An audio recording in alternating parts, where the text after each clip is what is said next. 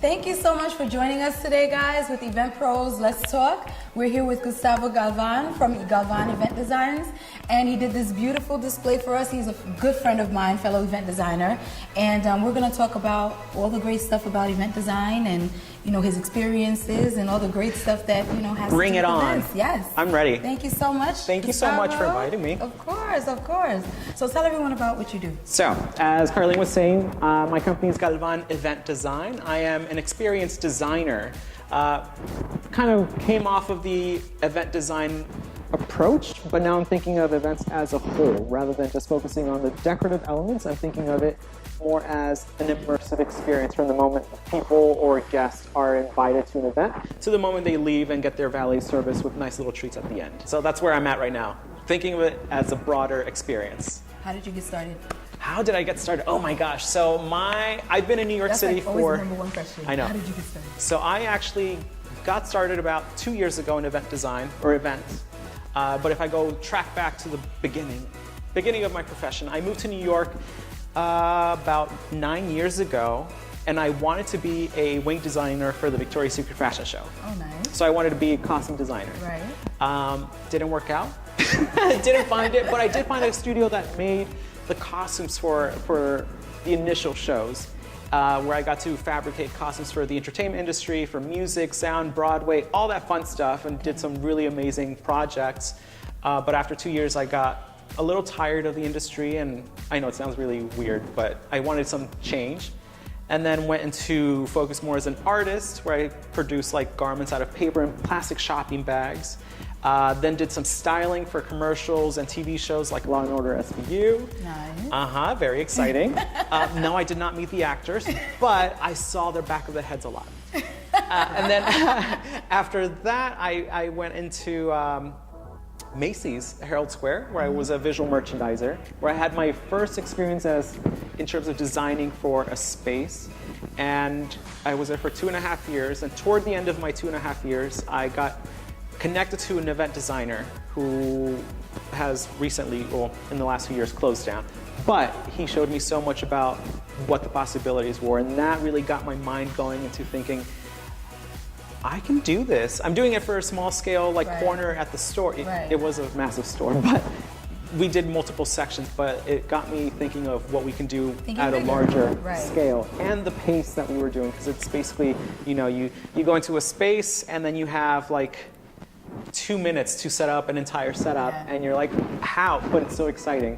So then after being at Macy's, I left 2.5 years later, or being at Macy's and then leaving, and started looking for work in events. And I was like, let me just see what job I can get. Not before I went home for like a month. I was like, you know what? I need a break from New York. Let me go home, back home to Dallas. And once I came back... Oh, that's right. You're from Dallas, Texas. I'm from Dallas, Texas, y'all. Came back. Within 1 week, I landed a job as a production manager for a company. And it started to get me new ideas and concepts of what the industry was. Unfortunately, that job didn't work out so well. 3 months in, I was like, you know what? This is not my passion. I was more of a driver, or glorified driver in New York City. Which was funny because I, at that point, had never driven in New York City or drove in a van, so I was very out of my element. But I made it work. And then, as I was saying, 3 months into the job, I decided to quit and take another chance. And I was like, you know what? If I know I'm skilled enough and have the passion to do something, so let me, Jesus, take the wheel, and maybe we'll start off a company. And that was 2016, October 2016, when the official paper went in. Galvan. For Galvan Event Design, and it's been an uphill climb ever since then. And it's what, November 2018. So nice. How exciting! I love it. So, thank you. What were some of the challenges that you found with starting your own business in the event industry? All right, you got some time? I got some time because I can share some stories. So I think one of the first things that I'm thinking back is basically the finances and the development of my company as a whole. I was not smart enough to take courses in college because I went to a school where I did marketing and art history. Isn't that how some of the event industry, professionals start? Yeah, such as event planners and designers. We usually start somewhere way off from what we thought we were going to be doing, and then. You are absolutely correct with that. So I definitely think I would have loved to have more experience in balancing checkbooks and taxes and paying workers and insurance, which is a big thing for companies starting off. That was one of my biggest things that I was like trying to understand that really, I would say, affected my development so far. Slowly I've been grabbing better hold of everything, but that was one of my biggest struggles. Yeah. Design-wise, got that in the bag. I was good. It's always like that. But in terms of getting more into like learning books the business side of it is a struggle. It's a struggle. And it's something that I keep on learning about every day. There's something new, or someone that I meet has something new to say, and I'm like, all right, I should have done that from the beginning, but we're here now, so let's start year number 3. Which brings us to networking, because like you said, people, when you network, which I love, I'm very passionate about networking and connecting with people who can help you within the industry. So, which is a huge part of, growing your business and learning, your personal skills within the event planning and, designing aspects. So how did you find, what networking advantages have you found within your experiences? So for me, right off the bat, October started, and into 2017, January 2017 is when I started reaching out to see what I can do for networking in the events industry. I was like, I need to find someone because I feel like that I present myself better in person. Right. I'm just like that charismatic person. So I think I had more of that kind of presence instead of just online. It's like, hey, hire me, or phone call, because it's very dismissive trying to connect with a potential client. Unless you have like an amazing, personality on the phone, which I still do, but other than that, I came across an organization called Young Event Professionals on 2017, January of 2017, I should say, and fell in love with the atmosphere that this organization created. It was one of the organizations that I met that wasn't charging like an arm and a leg for membership. It was very casual. It had a really cool atmosphere. It was a smaller, intimate setting, which I absolutely love because I also feel like I thrive in those kind of environments. And I started attending some of the events. I even joined unofficially their board, and then I started producing. I produced one of their events last year. I think it was last year, for their floral showcase, which was an absolute hit, minus the weather. That was a rainy day. But the turnout was great. Everyone had really good thoughts about it. Right. And fast forward to October of this year, David Fletcher passed over his shining crown. And now you are looking at the upcoming, president for the Young Event Professionals, also known as YEP, for 2019, January through July. So those who don't know, Gustavo and I are on the YEP board, which is an Event Professionals Association that in New York. In New York, right? New York chapter, and it's like I've always said, just being a part of professional organizations just creates a whole new range of support. Especially when you're first starting out. That's how we met. That's how we met. Yes. A few months ago, actually. Yes. And we've been as instant friends ever since. No, you really do connect. If you use those networking resources, you really do make great connections that will support your career and your advancement within your profession. Yeah. So whether it doesn't even matter if you're a planner or a designer, it doesn't matter if you're a musician or photographer, you find so much resources within the network that that you're a part of. And it's not only just being a part of it, it's also, or just being a member rather, it's also being involved, right? And volunteering. You want to go and be a part of if you wanted to be a part of a board, or at least attend an event, or push yourself out of your comfort zone. That's the only thing that networking is. It's basically, are you willing to put yourself, yes, it is very weird to go and interrupt someone's conversation. I hesitate doing it myself, but if anything, I'll My secret to that is basically wearing some sort of very flashy pendant or something very elaborate where people are like, ooh, I like that. And then it's a perfect in with anything. So if you attend any of the young event professionals, there'll be something about my physical appearance that might catch your eye. Besides this brilliant smile. So tell me what makes you different, because I know every designer, Yes. right, is like very passionate about their work. Yeah. But at the same time, we bring so much different elements Yeah. into our designs Yes. that makes us, very different as individuals. So what is it that you think, about your designs that? Aside from my winning personality, I think for me it's basically taking the approach of design in an aesthetic sense and creating something that is kind of like a mixture of traditional and new age design. And it's very random that I'm saying that, but in my mind I'm thinking traditional, and my design brain is thinking more in terms of design or events. Flowers are a big thing for designers. Basically, any event designer that you meet probably does flowers. I don't focus on flowers. And that's basically all event designers really are. Event designers that really catch my attention are those that provide something different and think outside of the box. So what you're seeing here on the wall is basically a mixture of a little of everything. So in this setup here, you see this algae sculptural piece that is sold at museums. Initially, I saw it at the National Sculpture Museum of Art in Dallas, and I absolutely fell in love with it. They had a huge cascading wall of it.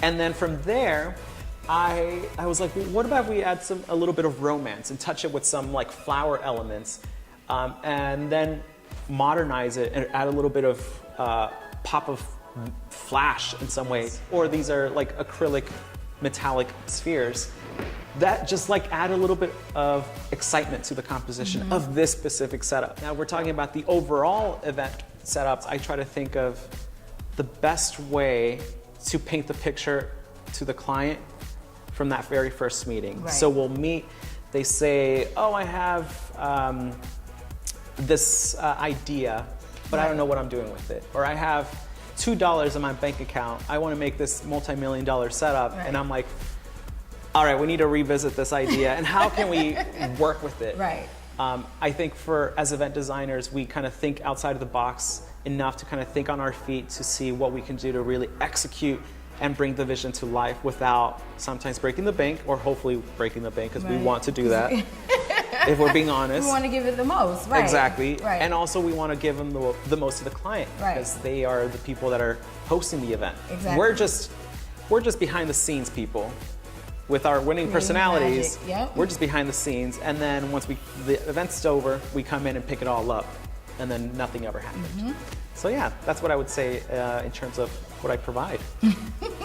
So as far as like giving advice to a fellow event designer who's just coming into the industry, who's thinking, oh my God, I really love the creating aspects of event design. What would you say would be one of your advice to? One of my advice. So I would say. I mean, you could give a couple. I'm just gonna look straight into the camera. For that person looking at this video right now and saying, I really want to do something that's creative, I would say you have to do something that isn't going to, you can't second guess yourself. If you want to do something, you need to jump into it. Like myself, I thought, how am I going to do this or how am I going to do that? And literally, once you let go of that whole, how do I do this? Everything just shows up. So I would say, suck it up and make it happen. Stop thinking about what if, and just do it. Something and somehow the universe in a way provides. Yes. And it kind of gives you what you need at that moment. Kind of like when I started, I had started in September and then officially October. I had not given out any paper or any Facebook or anything.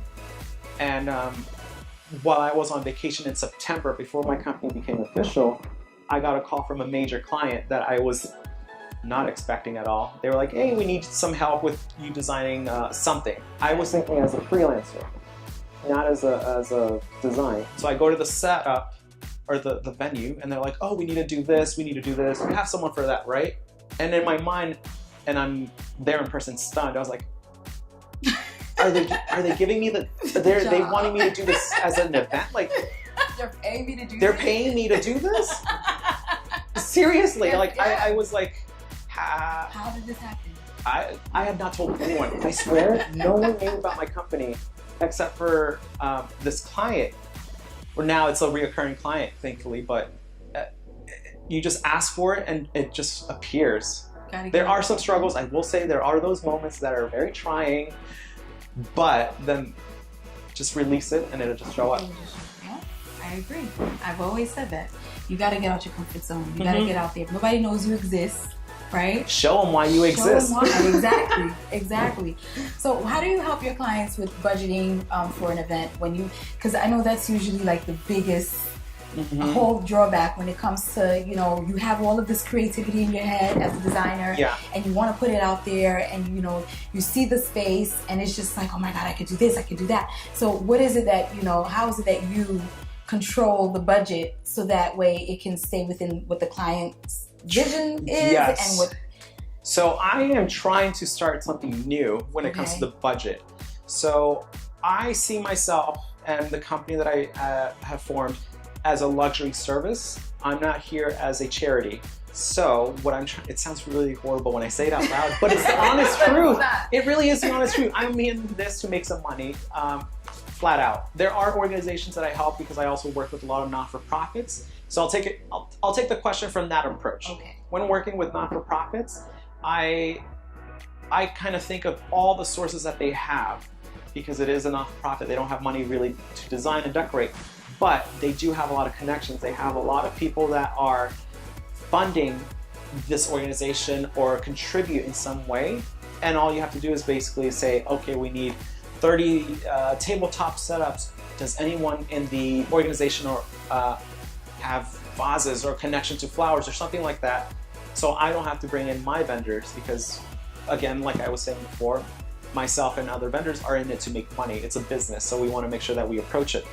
Now, in a more personal client to like a regular, I'll say a regular people client, I'm trying to approach it in more of a, rather than sticking so calmly around the budget or tiptoeing around the budget, I'm just trying to go about it and say, okay, you're wanting this, it's going to cost you this much, and if you can't afford it, then I'm not the person for you. Like, there's other people that can do it for much cheaper, and you will, not unfortunately, every client is your client. Exactly. So, and that's I will say okay. That's one thing that I've struggled to learn, because at the beginning I was just like, I just need money. Yeah. I just need this money really bad. Let me go here, go here. But now I'm like, you know what?